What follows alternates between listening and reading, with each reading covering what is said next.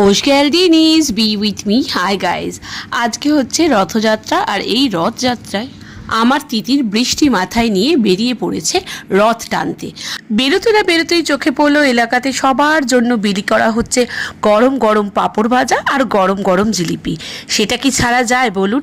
তারপরে সন্ধেবেলা আমরা চলে গেলাম সবাই মিলে সোমা বৌদির বাড়ি জগন্নাথ পুজোর নিমন্ত্রণে। সেখানে আমরা ছোট্ট একটা উপহার দিলাম আর সঙ্গে করে প্রসাদ নিয়ে চলে এলাম বাড়িতে। দেখলাম এসে দুর্দান্ত হয়েছে প্রসাদ। এক তো ঝরঝরে পুরো ফ্রাইড রাইস, সবজি ভর্তি, তার সাথে কাসৌরি মেথি দিয়ে আলুর দম আর ছানার কোপ্তা, রসগোল্লা, সাথে একটু টিস্যুও ছিল যেটা ঝোলে একদম মাখামাখি হয়ে গেছে। ব্যাস বসে পড়লাম খেতে। অমৃত স্বাদের এই খাবার যে কি ভালো খেলাম বলে বোঝানো দায়।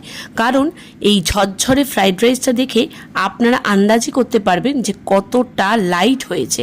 আমি কিসমিস অত খাই না বা পছন্দও করি না, তাই ওটা আলাদা করে তুলে রাখছিলাম। আর কাসুরি মেথি দিয়ে আলুর দমটা ছিল আমার কাছে শো স্টপার, কারণ পেয়েছিলাম তাতে বাদাম। এবছর রথে তোমরা কে কি প্রসাদ ভক্ষণ করেছো বা পেয়েছো প্রসাদ, সেটা অবশ্যই জানিও। তাতে কি ছিল সেটাও জানিও।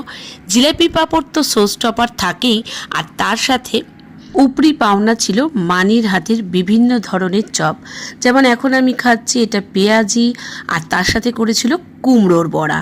একটু পাঁপড় তো বাড়িতেও ভাজা হয়েছিল। শশা আমাদের মাস্ট থাকবেই, আর একটু মুড়ি দিয়ে এটা কিন্তু আমরা খেলাম। কি যে ভালো লাগলো। রথটা পুরো জমে খেয়ে তোমরা কিভাবে রথ কাটালে, কি কি খেয়ে অবশ্যই জানিও। তার সাথে জানিও কে কে এবার রথের দড়ি টানলে আর সেটা কোথায়।